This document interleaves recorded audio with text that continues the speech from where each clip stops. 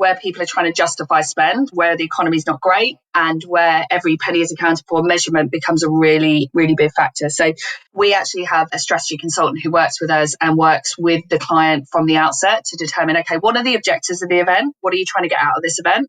Therefore, how are we going to measure it? My name's Mike Lander, and you're listening to Higgle, the B2B Sales Club podcast, where we bring you actionable insights about sales RFPs, negotiations, and difficult procurement discussions from sales leaders, brand leaders, and procurement leaders. Please subscribe to get updates when new episodes are released.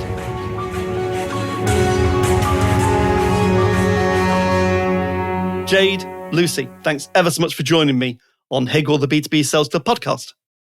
Thank you so much for having us. We're excited to be here. Really looking forward to this. It'll be great fun. So, as always, I won't introduce you. You'll introduce yourselves. So, do you want to introduce yourselves? Who are you? What do you do? And something unusual that no one would know about you, if you've got something. If not, make it up. Jade, you first. I am Jade. I'm one of the co-founding directors of Lemon Lane. Been in the events industry for probably way too long now. But fun and interesting fact, I really struggled with this. I think I must be a bit boring these days. But back in the day when I was younger, and well before it was cool, so it was like not cool back then, but I used to be a competitive ballroom dancer. And this was before it was, Strictly Come Dance or whatever was on TV. Yep. Used to have to go to school on the Monday after competitions with fake tan on and people going, what have you got on? But in my teens, that's what I used to do. And whereabouts was that? That was in Australia, but funnily enough, some of the people I used to train with were now on the show here in the UK as the professional dancers and things, but that was my life as a teenager. Do you still follow it? Yeah, to an extent, yeah. You never lose the passion? No, you never lose the passion or the rhythm. But, that's brilliant. See, every time I ask people the question... No time for that these days. So, no, exactly. We've got Lemon Lane. But then again, one could say that engaging with procurement is a dance. We'll come to that later. Yes, it takes two to tango there. It does take two to tango, exactly. Or are we tap dancing? Who knows? So, Lucy, over to you. Who are you? What do you do? And something unusual about yourself. Lucy Francis and another one of the co-founding partners of Lemon Lane. There's actually 3 of us in total. You've got 2 of us here. I've known Jade for 10 years and I've probably spoken to her every day, and I did not know that fact. So that was a really interesting fact. Mine is, I'd completely forgotten I needed to do this. So mine is not so exciting, not so interesting, but something only probably people close to me would know is that I am a massive F1 fan, which is incongruous with pretty much every area of my life because I'm quite a girly girl. I like, normal girly things. F1 is my absolute passion. I watch it every single week, every practice, every qualifying. It's my thing. Wow. Yeah. Have you been to the live events? Yes. Yeah. So, I've been to Singapore. I've been to Silverstone. I love it. Absolutely love it. I'm obsessed. But it's a weird obsession. Like, it's, as I say, it's very incongruous with the rest of my life. No, it's a good obsession. Yeah. It's a really good obsession, definitely. For all sorts of many reasons. Amazing. That because Luce, you're very reserved sometimes with excitement, aren't you, Luce? But anything F1, like the passion and the, literally in your eyes, it's there. Yep. It's My passion's vinyl. So I used to collect them back when I was 16, lost the collection, and then I've restarted. But the same thing, Jay, when people talk to me about vinyl, I'm like, oh, have you got this one? And why did you buy that record? And what do you think of that? And what's the audio quality like? And what's the best recording? We all have those kind of things in us which ignite our passion. It's really important. It's really important. So thank you for that. Let's go into the first question before we lose the audience altogether. So, unless they're F1 fans, in which case... Unless they're F1 fans. They're all in. Or they're ballroom dancing fans. Same thing, they're all in. So we've now got a very niche audience. So what are the biggest changes in the events industry over the last kind of 20 years? What are the current challenges? What's been going on? So I think the event industry has changed dramatically in the last 20 years. I think it's grown up in those 20 years. Certainly when I joined the industry literally 20 years ago, it was a very different world to where we are now. It's obviously grown a lot in size, but it's just evolved so much in so many other ways as well. I'd also, I think, like to differentiate as well. I think even in the last 5 years, it's changed dramatically. And I think COVID was a real catalyst in the event industry. And certainly from a technology perspective, yes, it was evolving. But as soon as COVID hit, that actually, and I remember someone saying at the time, this year of COVID, or 2 years as it transpired to be, will evolve the event industry 20 years in terms of technology, which is so true. You know, the virtual, the hybrid, the technology, the ways of working, the ways of communicating, it changed it forever. So I think technology is a big piece, and not just from a virtual hybrid, but also just expectations for events are so much higher because of technology. So people take for granted now that their experience is personalized, that they're getting what they need from their event. So I think technology is a really big piece. And as I say, I think that was pootling along. And then the last 5 years has just gone through the roof from a technology perspective. And obviously, you know, every industry is talking about AI, but where that gets integrated, how that gets integrated into the event cycle. I think one of the main things is where there's so much technology within the event space, it's about harnessing it in the right way and using the right technology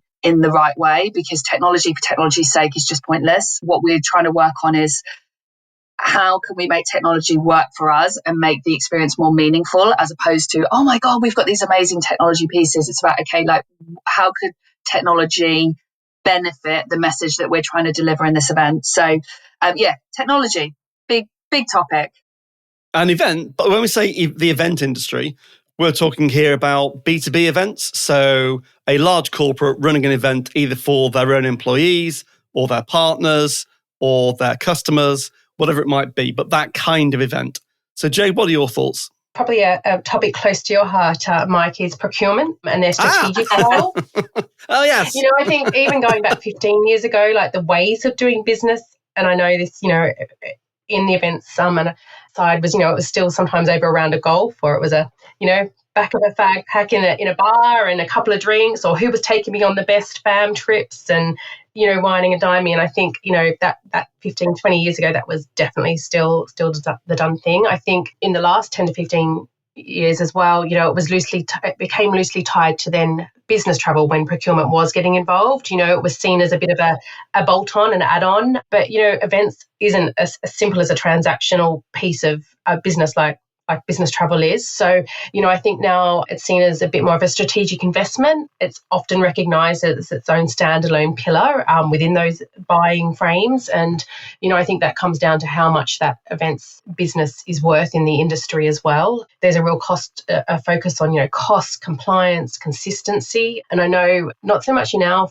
field because we're more the creative in that journey and the strategy piece, but, you know, there was also that term of strategic meeting management programs that was on trend. You know, that was a real strategic piece with procurement and that meeting side of things. But, you know, outside of those transactional spaces, events are complex. You know, they're service-led, they're that creative piece. You know, how do you put a price tag on someone's creative involvement there? So I think building that shared understanding, you know, with your stakeholders who want that creative or that everything procurement, you know, how do we get them on board? And, you know, it's critical to unlocking that value, I guess. These are big spends. So for the audience, just give a range. I don't want any client names, but just give a range of what an event spend in totality might be. Well, the one that Jade's negotiating at the moment is about 2.5 million for the November event. So they can vary, you know, like we do small 50K events, you know, one-day conferences through to, 2.5, 3 million. And people are spending that on a 1 day, a 2 day conference. So they can so these are big sums of money. They can be big sums of money. And that's why, unsurprisingly, procurement get involved. Big sums of money, lots of potential for poor governance in the events industry because of the supply chain and the localities, and large sums of money at stake. How do you, just out of interest, so unscripted, because they're always the best questions, because I've just thought of it. And Jade's now looking quite terrified, thinking, what's he going to ask? I love questions like this. I'll jump in. If you get stuck, talk about Formula One. It's perfect. So how do you measure the impact?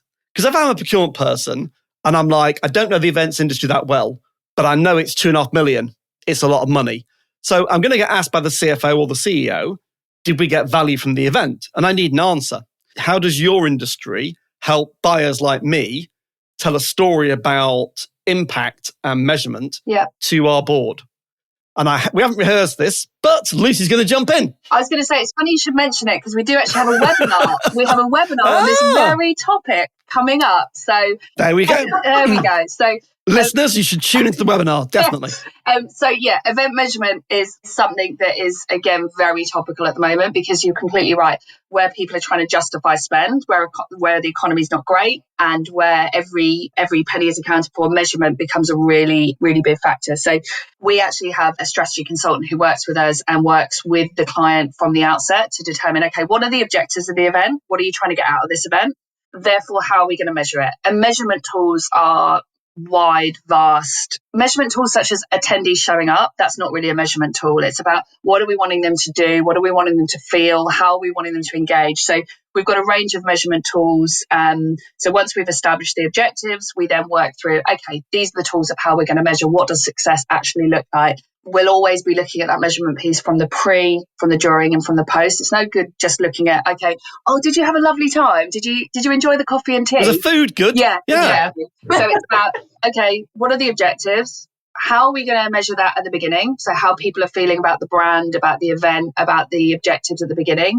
How are they feeling during, and how are they feeling afterwards? So that obviously goes alongside other parts of measurement, such as our sustainability measurement piece, engagement with apps, and the actual physical movement around the venue. So there's lots of different ways of measurement, but that is so critical at the moment. And as I say, it's a really hot topic in the industry, because you need to be able to justify that spend and be able to show that it added true value to what you were trying to achieve. And especially things like partner conferences. I remember going to the Microsoft Global Partner Conference in the States once. And it was at this, they took over an entire city. It was remarkable. But I don't remember being asked after the event, well, so what does that mean in terms of driving sales for that technology partner? That's why they invited us. We're going to drive sales for that technology partner and ourselves. So yeah, I think the post-event measurement is really, really important. What difference has it made? Yeah.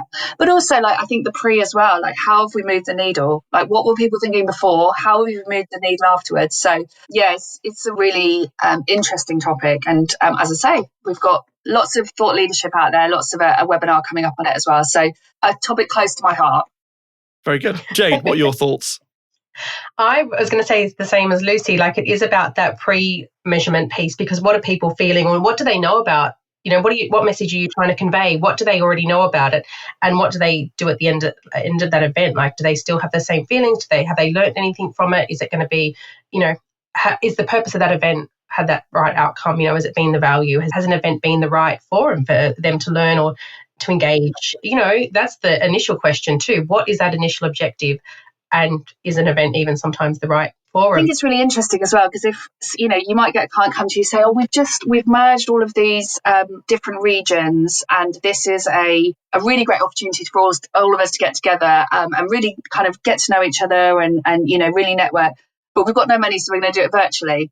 And I'm like, okay, that objective does not fit with that format. So you're better to not do that, and you're better to wait 6 months when potentially you can do something in person. I mean, obviously, we will throw everything at a virtual event, and we'll absolutely try and bring as much networking and as much. But there are certain objectives that need to be in person, and then there's certain objectives that really don't. If this is just we need to bring the sales team up to speed on some new products, and they're all spread around the country, and it's for half a day, you don't need to bring people together. We can do a really nice virtual event. So I think it's we try and make sure that we're not just order takers, and that we are actually thinking about, okay, what are you trying to achieve? What's the best format to achieve that?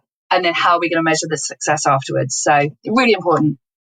I mean, I think if you look at training as an event on a much smaller scale, so I do a lot of training with clients. If you look at the difference in impact between me doing an in-person event and me doing a virtual training event, it's huge. You look at the survey data, you interview the delegates, you look at the impact on sales in terms of uplift and negotiated margins. There's a massive difference, because when I'm in the room, there's something about physical presence whereby I'm with you, we're talking about something, you can interrupt me, you can see things I'm drawing on the board, you can look at your colleagues and see how they're engaging or not. But it makes a huge difference. So just interested about, are you seeing a move towards more virtual events or back in person? We're seeing that people have it as an option in the portfolio. So it's another tool in the shed, to be honest. I'd say still the majority are in person, but absolutely it's on the table. But it's really just part of the portfolio. So we, as I say, we look at the objectives. What's the best way to deliver this? And also, I mean, the other thing that obviously feeds in a lot is the sustainability perspective as well. So ESG is a huge part of the event industry as well nowadays. So again, if we're looking at an audience and they're saying, we've got 50 people in there around the world and we want to get them together for a one-day conference, you're going, that is not a great option. Bad idea. Then we're looking at virtual, or we're looking at hybrid, or we're looking at, or even kind of regional events as well. That's the other option. So the travel can double the size of the event cost easily.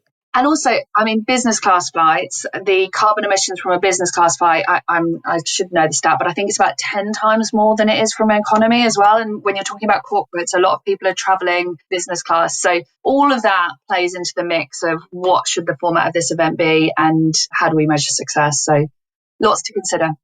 Something to keep in your mind for the end of the show, maybe, is that have you got any fun stories? An event that's in your mind where you go, something funny happened or something unusual happened, or it was just one of your favorite moments. Anytime in the show, you can say what it is if it comes into your mind. But we'll carry on. So, listeners, wait until further on. Next one. How and when do you engage procurement to maximize value for all parties? So this is obviously, I'm an ex-procurement director. People know that. We can be very tricky, especially if we don't understand the category. So how do you engage with this in a more building trust approach than the tactical buying approach? Jade? Yeah, I think obviously early engagement is ideal. It's not always guaranteed by any means, but I think it's about getting them on that journey and educating them about who you are, what your service offering is, what you're there to do for them, and how you can collectively win, I guess, that you're there. We're sometimes brought in part as part of a formal RFP process. Other times, it's been an organic relationship that's grown as we've started, delving in and working with them. But I think initiating that communication piece with them and connecting ourselves about how we can benefit their outcomes has always been the winner there. It is about being proactive and not reactive. It's about showing them, we're managing that part of their business for them, even if we're not asked for it, providing that reporting, highlighting to them value, especially if they don't know much about this pillar, where value is, what you should negotiate on, what we stay clear of, because it's only going to have a bad outcome for the guests. But, the savings are there, what the opportunities are there. It's about that consolidation piece and also risk mitigation. It's about, sometimes within this industry, you've got people going out, but that in itself, you might be saving on some management fees, but then that can open up another whole arm of further pain, I guess. I mean, as a procurement professional, one of the biggest things that I was concerned about always is risk. Yeah. The thing that suppliers never talk about, because they are frightened it will put me off, is talking about risk. But it's the opposite. If you understand the risks and you can explain them and how we mitigate those risks, you're far more likely to get me on side. And I think your point also, I did a lot of work in travel for a few years about managing travel spend.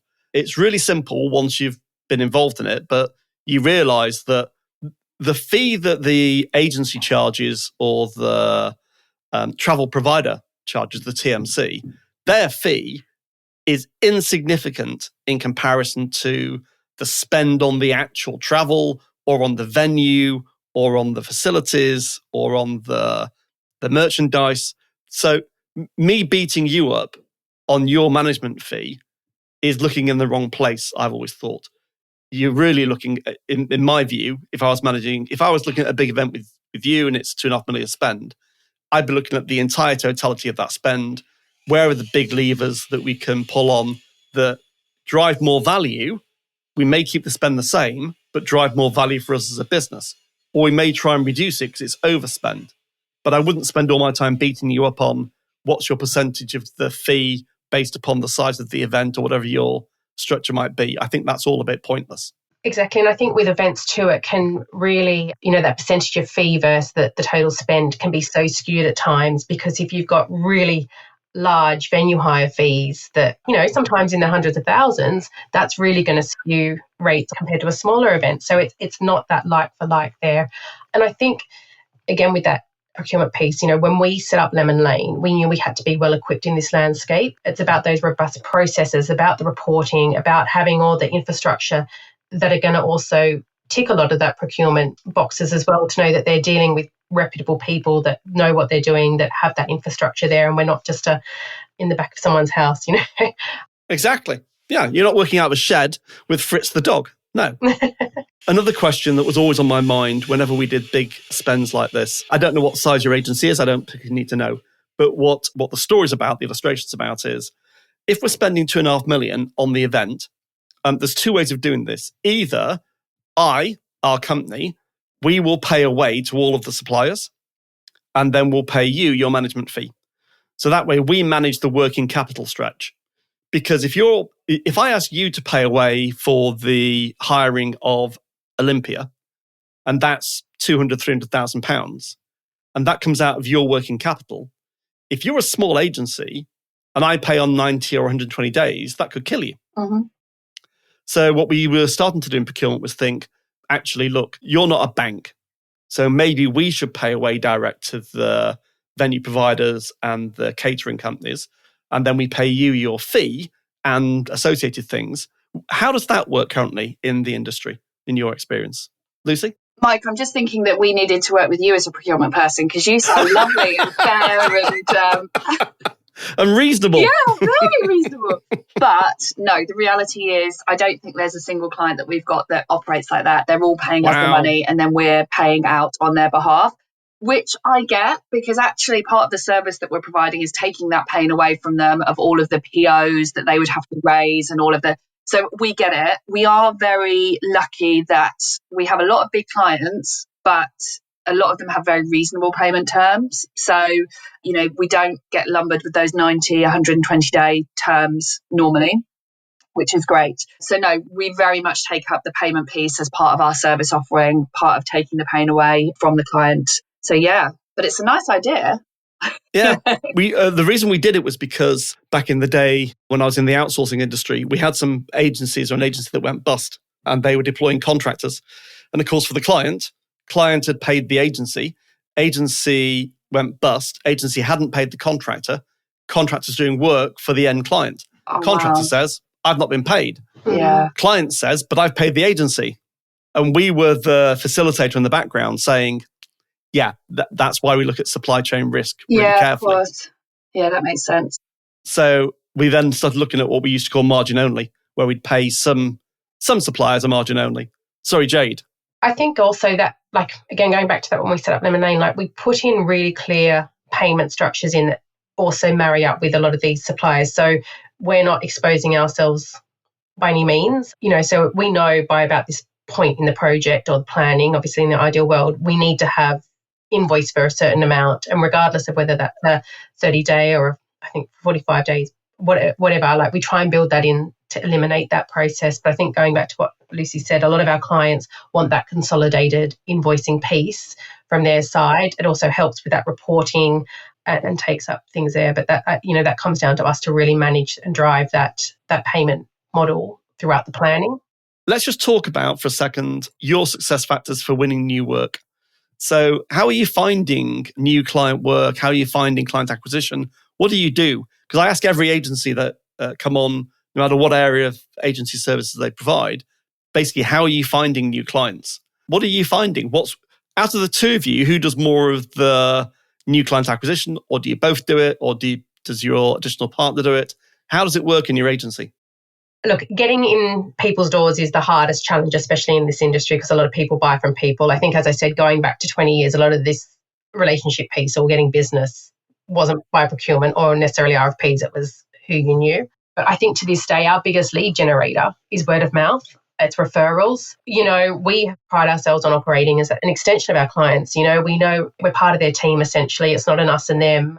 And I think that value of being trusted, of being that extension, that word of mouth spreads pretty quick. And, you're only as good as your last event. You've got to deliver. Even past clients, moving between businesses. I've had a client that I used to work with in Australia back in 2000. He relocated back to the UK and picked up the phone, and this was 10 years later. So again, I think it's word of mouth. That's what's been our biggest success of getting referrals or in the door with new clients. Unsurprisingly, Jade, that talks to trust. If you look at all of the data that we're seeing now about why clients buy from new suppliers, trust is a massive issue. In a market whereby we all know about AI and about AI outreach and about cold outreach, and in a world of noise and the inability to trust communication from someone you don't know, well, you have to go to people that you do know. But that makes growth really hard for suppliers. Because how do you acquire 5 new clients a year? The other thing that we've only really recently evolved, so I think that the role of a BDM in events has changed so much as well. I mean, Jade, obviously that was her background before Lemon Lane, but it used to be, you need to pick up the phone, pick up the phone, pick up the phone, pick up the phone. That doesn't really exist anymore. And I think it's the same for lots of industries, but if you haven't got that referral and you haven't got that person who's in your corner cheerleading, the other approach, and the one that we're investing in as a, because we're a relatively new business still, is that thought leadership piece. It's about, okay, what value can we add to people? How can we build credibility with people that don't know us? Because you're right, it's a very trust-based industry, because they're trusting us, A, with a lot of money, and B, to deliver their event and make them look good and not make them look bad in front of their colleagues.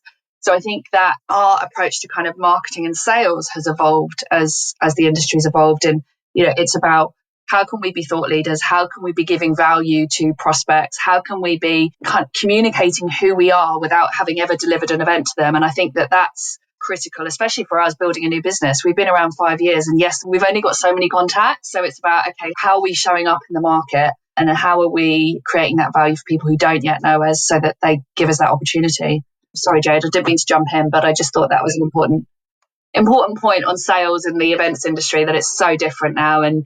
But I think it's different across every aspect of buying. Is that, more and more, I spoke to a couple of guys that have written a book recently about decision confidence. And what they're finding is that across a lot of research data points, when we think we've been ghosted as suppliers, it often isn't ghosting. It's genuinely, they lack confidence in their ability to make a buying decision that won't get them fired. If someone spends $2 million on an event and it goes wrong because they picked the wrong supplier, they will get fired. And therefore, it's like, it's too risky. It's like, all right, I won't do it. I'll go with who I know. Yeah, and we're very lucky that we've got quite a lot of client testimonials, because that obviously helps a lot as well, being able to put a potential client in front of another client. You're right, there's just so much trust that goes into it. And it's about, how can you, the way you build the trust is by running an event, but you can't run an event until they trust you. So it's about finding those other ways of reassuring them. And is that about, we structure our business like this, so your money is safe? Speak to our client, they can tell you, here's a case study, here's some thought leadership we've done about event measurement. It's about sort of collating all of those touch points so that they feel reassured and give you that opportunity. I'm going to draw the show to a close with 2 things. So one is, and I don't care which one of you answers this, but your most memorable event, as I discussed earlier, something that stuck out in your mind for whatever reason. And then the second is, what are your kind of couple of takeaways from someone listening to this who works in or alongside the events industry about basically how to succeed in event management these days? Happened at a couple of events, so it's probably more of a pattern, but it's when you have taken people to a place, we do it, obviously the B2B, the conference strategy pieces, but we also do a lot of sales incentives. So that's where people have, worked and achieved to be taken somewhere. And, sometimes you're taking people to places that they would never have the opportunity to be exposed to. And that's a really emotional experience. And, I've had people that have cried because they've been taken to a hotel that they thought they would never, ever get to go to. And this doesn't need to be like on the islands of Hawaii or somewhere glamorous. This could just be somewhere out of their day-to-day. And I know it's quite generic, but I have literally had people cry or thank me, or, we're part of that life experience for them. And, you're sometimes stuck on the most romantic or most beautiful place in the world with a complete stranger, and there's a connection made. And I think, they're probably some of the most memorable ones I've had, because, as a young person, I didn't travel much out of Australia. And I think that's why I loved this industry so much. It just opened my eyes and exposed me to so much. Oh, that's a great story. In the sales world especially, a lot of people that get into sales, foundation salespeople, early stage, in their 20s, maybe 30s, who actually come from pretty tough backgrounds, who are good at selling, but often haven't gone within 25 miles of their home. To go somewhere that's completely different and to have that experience is really life-changing in many ways because it opens your eyes to a different culture. Brilliant. And we're part of that. So Lucy, what are your kind of like your 2 tips for anyone that's in this kind of industry on the supply side, obviously, or in fact, advice for buyers? What do you think are the kind of the couple of things where you go, these are the things to focus on to create real value in this industry? I've only got one. I think the biggest thing for me is, and it comes from the COVID era, is that you just constantly have to be evolving and constantly have to be changing. The agency that stands still in this global context is the agency that's gone next year. Whether that's technology, whether it's ESG, whether it's measurement, whatever it is, you need to be looking at what the next thing is. And within our company, I feel like I'm potentially always the one going, what about this? We need to think about this. We need to think about this. But I genuinely feel COVID was like the great awakening of, if you stay the way you've always been, you're out of here. And I feel like now I've got that constant fear that if you don't keep changing, then you won't move on. So that's probably my main focus. Jade, have you got a second? Because I feel like I only had one and he wanted 2. So we have to deliver. To procurement, we have to deliver. Procurement. One that I know that you've both mentioned is the thought leadership piece. I read a book, in 98, which I mentioned quite a lot, but it's called The Trusted Advisor. And it was all about how do you build trust? And one of those things is credibility. And that credibility often comes from, you need to know more about the industry than I do. And you need to demonstrate that through thought leadership, written pieces, through podcasts, through speaking at events. You need to be my go-to person. So as a buyer, for example, as an ex-buyer, what I wanted was, if we were thinking of doing an event next year, and I was being asked to think about who might run the event for us, who might supply it, my initial instinct is, I'll give Lucy a call. Because I know Lucy and I trust Lucy. And I'll say, look, no budget yet, no certainty we're going to run it. But talk to me about running a sales conference. It's global. What should I be thinking about? That's what you need. You need me to call you because I trust you. But to do that, you've got to put in a lot of legwork for 18 months before I'll make the call. And that I think is really important still. Yeah, I think obviously the thought leadership is a really important part, but also awards. They're tedious, but gosh, if you're a corporate looking for an event agency, your first port of call is, I wonder who won the CNIT awards last year, and so you have to be in all of those, the thought leadership piece, the speaking on panels, the going to industry events. You're right. It's all about building credibility in the space. And thought leadership. And I think we're shocking because I feel like 3 women with a slight version of imposter syndrome. We're not great at going out there and banging our own drum. But I think we've had to become more confident and say, no, we do know what we're talking about. Listen to us. We are actually at the forefront of a lot of the ESG stuff, at the forefront of a lot of the measurement stuff. So you're right. It's critically important and an area that we're focusing on and trying to not have the imposter syndrome. Lucy, I still have it every day. I'm speaking at a conference to 300 agencies in about 2 weeks. And I'm like, wow, well, this will be exciting. What am I going to talk about? Oh, my God. As long as you know your topic, it's fine. There's nothing worse than trying to talk about something you don't know what you're talking about. And it's a good point. I never do that. I only speak at conferences where I'm on my core topic. Yeah, absolutely. And if you're on your core topic, it doesn't matter what people throw at you because you feel confident that even if you don't know the answer, that's okay because you're still an expert and it's okay to not know that answer. So it's the other ones that So you've just described why and how you've solved your imposter syndrome because you are experts. There we go. And that's a good thing to end on. Great. Lucy, Jade, it's been fantastic. Thank you Thanks so much. ever so much for joining me. Now, where can people find out more about you before you leave? thelemonlane.co.uk. And of course, you're both on LinkedIn as well. Yeah, both on LinkedIn. We're on Instagram. We've obviously got some webinars coming up. So please feel free to reach out if there's anything that you would like more information on from a measurement or ESG or events perspective. Lucy, Jade, it's been a real pleasure. Thanks ever so much. Thanks, Mike. Thanks for listening to Higgle, the B2B Sales Club podcast series with your host, Mike Lander. Please subscribe so that you'll catch all the next episodes.